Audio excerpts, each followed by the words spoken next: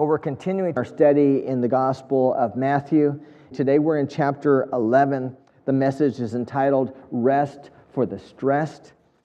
As I consider where we are at as a nation, I see that there's a lot of stress. We pride ourselves on having freedom and opportunity and wealth and so much, and yet we are more stressed than most of the nations of the world.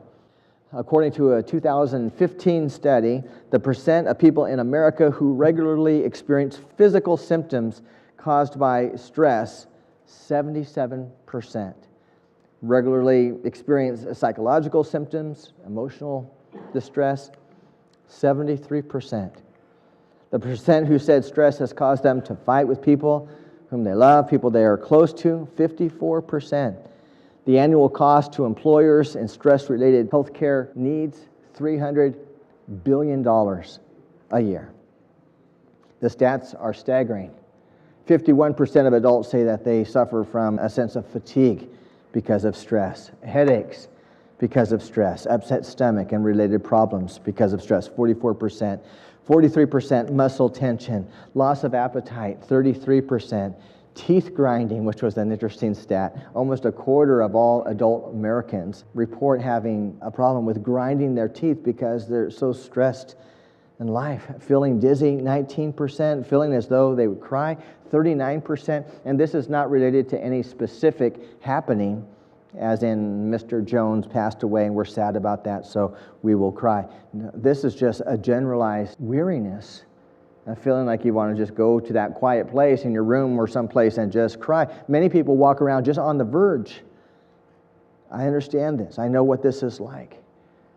And so Matthew, in his gospel presentation, really what he's doing is he's telling a story. He's telling the story of Jesus, not just so that we would know what happened back then, but so that we would know how to live a different kind of life, a better kind of life. And Matthew goes out of his way to lay a foundation for the story. And at the end of this foundation, he's going to say, now Jesus has the power and the authority to meet our needs and to speak into our life. You want to know how to live a good life? Well, you need to look in a good place. This is the good place to look. Just because people are wise or smart or accomplished, it doesn't mean that they can give good advice. For example, in 1899, the editor of the prestigious Literary Digest wrote that, quote, automobiles will never, of course, come into common use beyond that of the bicycle. In 1878, an Oxford professor at the Paris exhibition, when the light bulb was shown, he said, when that light bulb goes out, it will go out forever and no more will be heard of it. In 1927, H.M. Warner, who was head of Warner Brothers Studios at the time, he rejected a new movie technology saying, who in the world would ever want to hear actors talk? I thought that was funny. In 1889, a prestigious American editor rejected a contribution from a budding British writer named Richard Kipling. And in this rejection letter, he said, Mr. Kipling, we recommend that you should find another trade. So just because someone has a certain degree or a position, it doesn't mean that they are able to give great or good advice. And in our nation today, we are looking for help. We know we are stressed, but we don't know what to do about it. And so we listen to Oprah or Dr. Phil or something. How-to books and anti-stress, how to cope type books are the best-selling category of books in the world. But I think if we really want the best advice, we really need to look in the best place. Not that there aren't helps out there. I think that there are. But the very best place is the Word of God. God is our creator. He knows where we are weak and where we are strong. And so I think He gives some helps in His Word to help us to be all that we want to be and all that He wants us to be. So again, Matthew, before he begins to tell about what Jesus said, what He expects, or where He went, or what He did, he lays a foundation for his story. In chapter 1, he presents Jesus as God's perfect plan of the ages. In chapter 2, we have the amazing aspects of His birth profiled. In chapters 1, 2, and 3, we see how Jesus is the fulfillment of prophecy. In chapter 4, His power over Satan is noted. His unique calling and nature is noted. We have the voice of God. This is my Son, in whom I am well pleased. Listen to Him. His wisdom and compassion are profiled in chapters 5 through 7. And at the end of chapter 7, His authority is noted for the very first time. In chapters 8, 9, and 10, He shows Himself to have authority over illness, over weather, over demons, over death. By the time you get to the end of chapter 10, His authority has been noted 20 times. His unique nature has been noted 36 times. And now in chapter 11, we're going to find out what that means. What are we supposed to do with all of that? In chapter 11, there's a turning point. He was doing, He was giving, He was preaching, His power was profiled, His authority was profiled, and now we're supposed to do something with that. By the time you get to chapter 11, verse 20, we read that the people in the towns where Jesus had performed most of His miracles did not turn from their sins. And Jesus is not happy about this. And some teach that Jesus was an actual historical figure. He was a man, he had some good things to say, and did some good things for some people, and was a great encourager and a man of wisdom, there's no doubt. But there's more. And Jesus did not come to be an encourager. Jesus did not come to help a few people. Jesus did not come to heal that problem or to meet that need. There's more. This is the expectation that people would turn from their sins. Yes, Jesus helped people along the way, but there was an expectation that this would just point to a greater truth, that it would lift people up so that they would be able to see a better way. And when they didn't do that, Jesus, it says at the end of verses 20 and then into 21, it says, He reproached those towns. What towns? Well, the towns that He had spent much time in. 3 particular towns. And remember, Matthew is a Hebrew writing to Hebrews. The number 3 was exceptionally important to the Hebrew people. It meant divine completion. And so when Jesus is reproaching 3 specific cities here, He's not saying that all of the other cities are fine, but I really have an issue with these 3. He's saying that judgment is coming. 3 represents God's perfect judgment. The first one that's noted is Chorazin. Archaeologists don't even know where this city is. It's lost to history. Bethsaida, he says, if the miracles that were performed there were performed in Tyre and Sidon, which are Old Testament era cities that were destroyed, he's saying that if the miracles that Jesus performed in Bethsaida were performed there, they would have repented. They would have put on sackcloth and ashes and shown that they had turned from their sins. It's like Jonah's mission for 40 days to Nineveh. He preached and the people turned. That's what Jesus is looking for. There was an expectation. It wasn't that He was just there to help or to heal or to give or to preach or to teach. There was an expectation that people would respond. The last city is Capernaum. He said, do you want to lift yourself up to heaven? You'll be thrown down to hell. It's actually an ancient Hebrew idiom here, kind of a saying of the day. It's related to pride. You want to lift yourself up? No, in the end, you'll be cast down. It's an echo of what we read about in Isaiah 14, where Satan himself is mentioned that he had a desire to lift himself up, but in the end, he will be cast down. He said, if the miracles were performed in you had been performed in Sodom, as in Sodom and Gomorrah, it would still be in existence today. You can be sure that on the judgment day, God will show more mercy to Sodom than to you. And this is a difficult passage to understand, at least completely. Is he saying that there's levels of judgment or levels of degree in hell, and the worse things you do, the hotter the temperature it is? I'm not exactly sure what he's saying here, but it is clear that there's a grace extended to people who in ignorance do what they do. People who lived in Sodom and Gomorrah, they grew up in an evil, closed, dark environment. Their options, their opportunities, their freedoms, their awareness of the true God was extremely limited.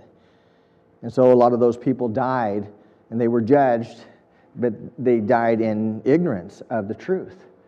And some think, well, 3,900 years ago, God judged Sodom and Gomorrah and the judgment's done. But no, that was just part one. In the end, at the great white throne judgment, all people from all time will stand before God and will be accountable for every decision we make in our life. And I think what Jesus is saying here is that some grace is going to be extended to the people who did what they did in ignorance than the people like in Capernaum or in Jerusalem who saw Jesus and heard and was made aware of his authority and still rejected him.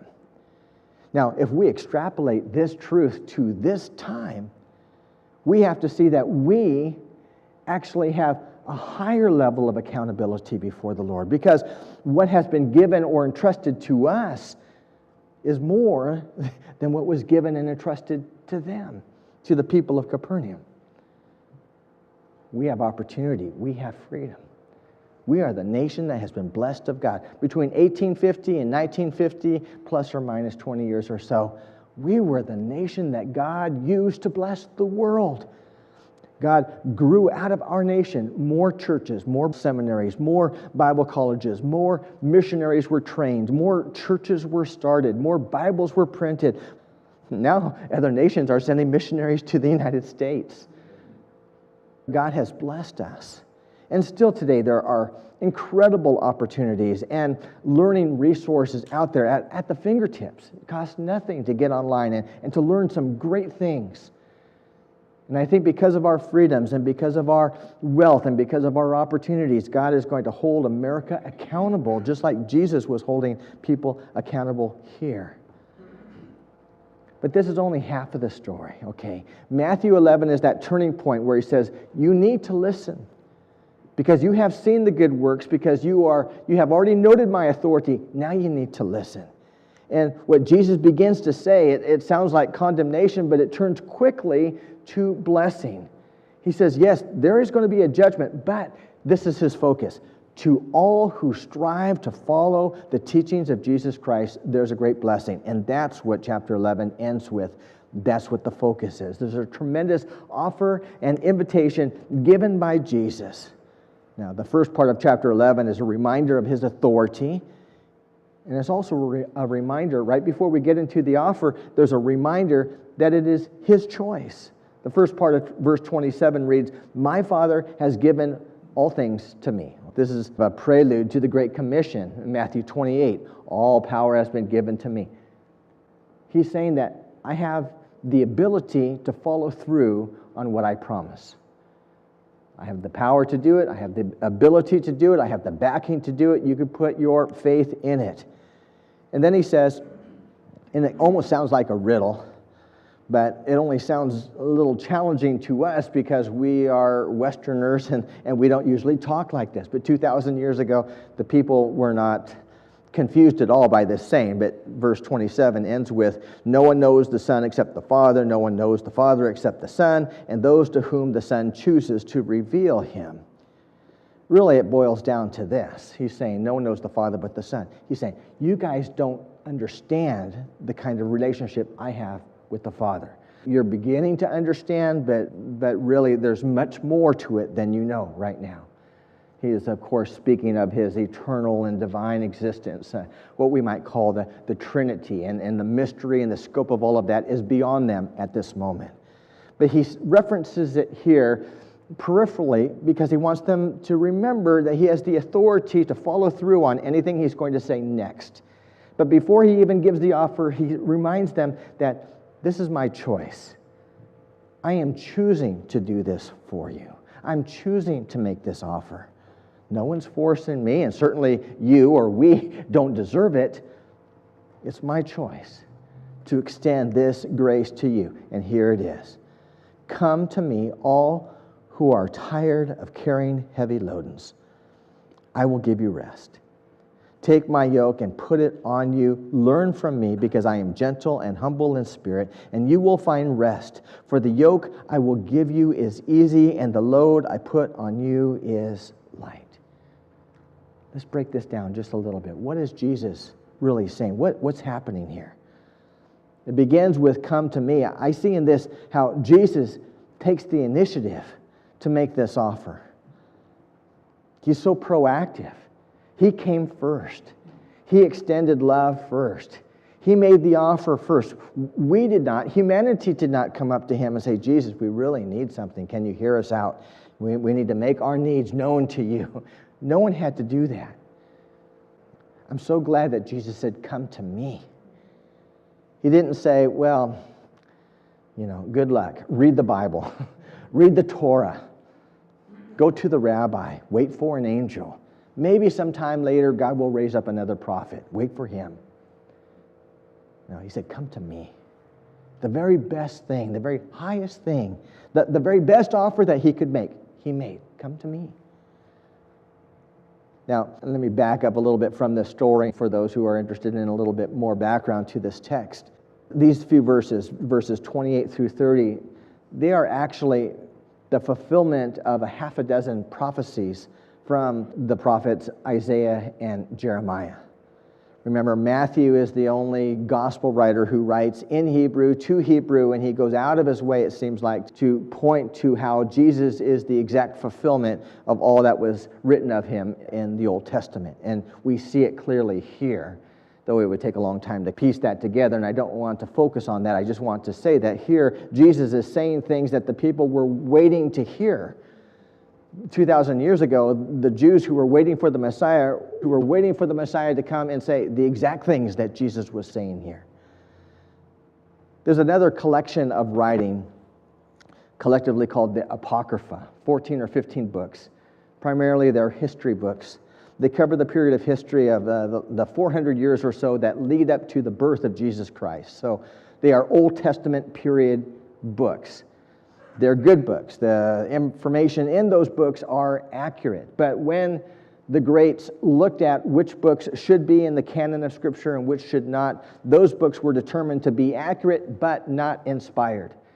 And so when the Old Testament was put together into an official final canon by the Jews in 97 AD, that set or collection of Scripture, the Apocrypha, was considered but set outside of the canon. In fact, there was a note later put in with the front of those readings saying that this is good and profitable for reading, but outside of divinely inspired Scripture. There is a book in that collection called Ecclesiasticus, and in chapter 51, a great rabbi, stands up and says, "Come to me, all who are weary and heavy laden, and I will give you rest. Put on my yoke, and you will find rest for your soul." And some say, well, Jesus is just quoting from this rabbi. Further, he's quoting from the Apocrypha, which shows that Jesus trusted the validity or accuracy or divine nature of the Apocrypha, so therefore the Apocrypha should be in the Protestant Bible, and it isn't today, so we are in error today. But that's pushing the square peg into the round hole. Part of it's true, but part of it's not. The rabbi in Ecclesiasticus 51 who was saying, "Come to me," he was talking about learning the Torah, first 5 books of the Bible, and an associated compendium or commentary. He was inviting students to come to me and put that yoke on you, commit yourself to this learning, and you will be wise, and then you'll have a sense of purpose, and having wisdom in your life, you will have some rest, some satisfaction, some inner peace. That's the bulk of his writing. That's his point. Certainly Jesus' words parallel that, but what Jesus is offering is so much better and so much more. Jesus does not quote any of the apocryphal books, though he does quote most of the books that are in the Old Testament. He does not quote from the Apocrypha, and though this is a parallel, it is not an apocryphal statement. So the first thing we see in this great offer is Jesus takes the initiative to make the offer, and it's so good because he invites people to come to him. Peter in the New Testament will echo this blessing. He says, "Cast your every care upon him," that's Jesus, "for he cares for you." This is my favorite verse in the Bible. He does not say, cast your worries to the missionary or the pastor or the Billy Graham of the day or an angel or a prophet or a saint, but to Jesus Christ himself. It shows personal care. Then he says, "You who are tired from carrying heavy loads." It reminds me that Jesus knows our situation. The people did not have to come to Jesus with a list. We talked about it, and these are the top 10 things that humanity struggles with. Jesus, here's our list, please take care of it. They did not have to do that. Jesus knew what they needed. He invited them to come. He says, "Look, I know you are carrying a heavy load." And the interesting thing about this phrase in the original text about the heavy load, it's unduly heavy. It might mean because they had made bad choices. It might means because they were doing it the wrong way. It's kind of a word picture of being in a boat, but not propelling the boat in the most efficient way. And I don't know if you've tried to row a rowboat of any size. I remember doing that 22-foot boat, trying to row it. You should be able to do it, and technically you can do it, but if you don't do it the right way, you're going to have problems. And that's kind of the situation here. Are you saying your burdens are heavy? I know they're heavy. Perhaps they're in part your fault. Any way you look at it, they are more heavy than they need to be. And I'm here to help. Come to me, all who are weary, and I will give you rest. And sometimes we read that part and we want to make it fit into whatever our preconceived thought is. We want to come to Jesus and cash in this offer and get our blessing and then go. We want to go to Jesus and have the prayer request answered and then go. We want to meet him on Christmas Day and get our present and then go. But that's not what this verse is all about. It's not an invitation to be free from the burdens of the world. It's an invitation to be free from the power of sin, which is a different thing. There is some crossover, because if we get tangled up into sin, we usually make bad decisions, and there are consequences, and all of that causes our burden to be heavy. But sometimes we just want Jesus to take away all the pain, to all of the negative things in the world. But that's not why Jesus came. He will vanquish sin and all elements of sin and all that is bad, but that comes later. Jesus does not save us so that we will never face challenges in life. In fact, he said just the opposite. He said, if you are my disciple, it's going to be tough. And I think it's going to be tougher later than it is now, and I know it's already tough now. That's why God brings us together, so that we can help each other along on this difficult journey. But what he's focusing on here is the power of sin. The world doesn't really understand that. The world wants that hurt healed, that bill paid. I want to get that job. I want to live in that place. I want reconciliation. I have a particular need, and I want that need met. And Jesus is good and powerful, and by his grace, he does meet needs. I'm not saying he doesn't, but what he's talking about here is giving us a power to walk a better kind of life. He's not promising to be our genie. You know, when we have a need, we rub the lamp, he comes out and meet our need, and then shove him back into the lamp until we need him again. He's not inviting us to be in that kind of relationship with him. It's different. He says, take my yoke. We have to come to him, and then he says, you put it on. It has to be our choice. We have to want to walk with Jesus for this whole thing to work out, for us to feel like there's going to be rest and peace and hope and purpose in our life. We have to walk to Jesus. We have to draw close to Jesus, and then we have to allow the yoke of discipleship to be put on us. We have to want it. We can't buck. We don't come up to Jesus and then he tricks us and then he slaps the yoke on. It's different. And in this ancient agricultural-based society, the yoke was an instrument that would draw two animals together and force them to go on their journey or do their work together. And usually the yoke was for one mature, powerful, wise animal, and it was coupled with one who was not, one who was younger, one who had things to learn, and he was yoked to this older one. Maybe the younger one couldn't do the work on its own, but in working together, the older one would carry the load and make it easy. Jesus is saying, that's my offer. I know you can't do it alone. I know times are hard. I know the Romans are mean. I know the taxes are high.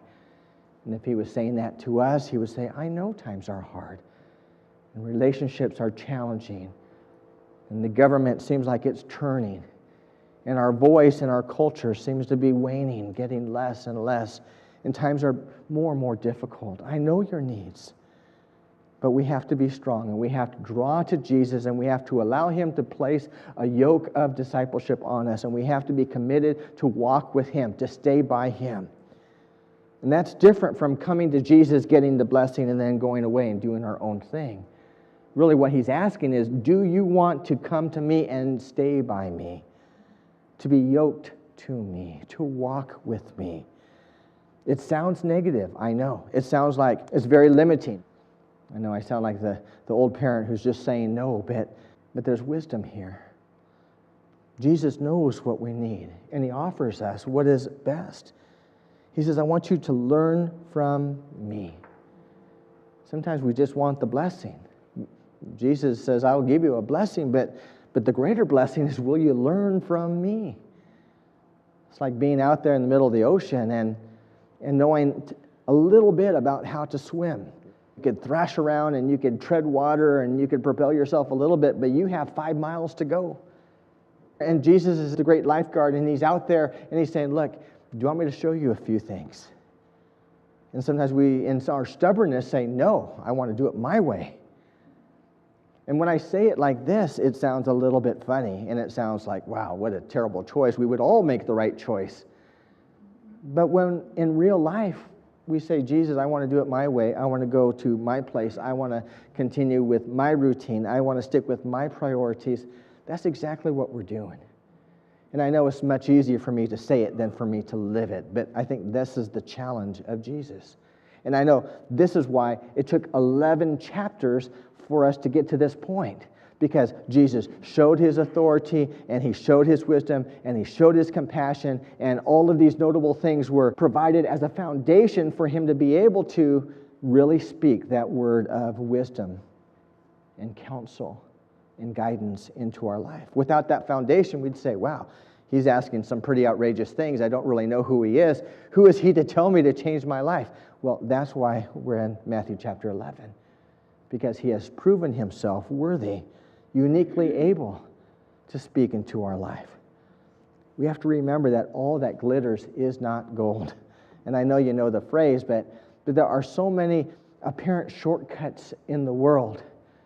It's like the guy in the desert, and he knows he's 5 miles from the nearest city, and he has no money, but he thinks that even though he's dying of thirst, if he could just make it to the city, someone in their kindness will give him a glass of water. And Jesus says, look, I know a shortcut. Come with me. I'll show you the better way. But even though the world says, like, this is a shortcut, or this is the way you should do it, or you'll make more profit over here, don't bite. Stick by Jesus. Strive to live the way he has called us to live.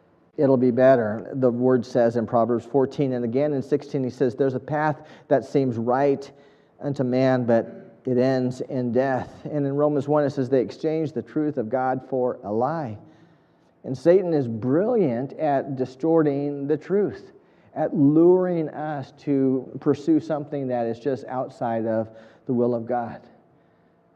So here strongly, Jesus is saying, if you want the blessing, if you want the peace, if you want the rest, you got to stick right by me. That's why the yoke picture is provided. And remember, the load is light only if we're carrying the right things the right way.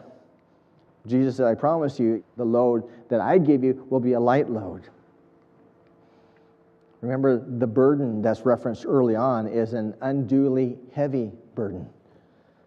So if we're continuing to add upon the load that we all have to carry, all of the burdens that we don't have to carry because of our bad choices or being involved in the wrong things or at the wrong place at the wrong time, and this causes hardship and all of that stress just keeps getting piled on, it is going to be unduly heavy. We have to carry it the right way. If I said carry 20 pounds for an hour, most of us could do that. But if you decided that it was best to carry 20 pounds in your left hand with arm outstretched like this, it'd be very difficult. But if I gave you 20 pounds like a sack of flour and a little backpack and you carried it on your back, most of us, it'd be not a big thing at all. So we all have a load to carry. That's life. We live in a cursed world, and that's just how it is. However, if we carry our loads the right way, and if we carry the right load, it's manageable, especially if we're on the journey together. And I think that's the story of Jesus in a nutshell. He tells us what to carry, how to lighten our load, and where to walk on our journey, how to carry these stress points so that we can be all that Jesus wants us to be. He wants us to have joy. He wants us to experience life. He wants us to have a sense of purpose. He wants to help us be patient as we move through the transitions of life. He's promised to never leave us nor forsake us. But these promises only come kind of at the end, toward the end of our journey. So let me encourage you to hang in there, to not give up on God because He does not give up on us, to stay plugged in because there's some kind of special blessing in being plugged into a family of faith. We are called to help each other out, and I know the more we invest our lives in each other, the better our lives will be. Let me pray.